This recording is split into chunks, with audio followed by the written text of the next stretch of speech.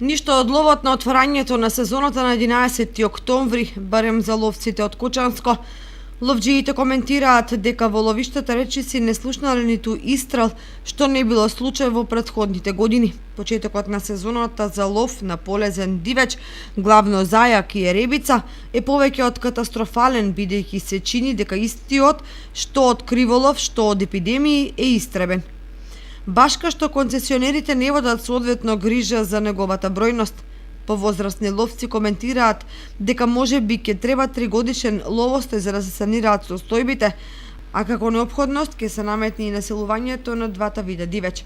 Но тешко е да се поверуваат дека профитерски настроените здруженија ќе инвестираат во тој правец.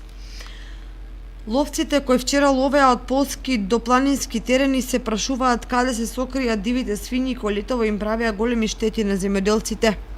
Иако од концесионерите не може да се добие податок колку примероци во тој дивеч се отстрелани, неофицијално меѓу ловците се коментира за 2 до 3 прашања, што е премалку за бројот на ловци кои вчера излегле на првиот ловен ден.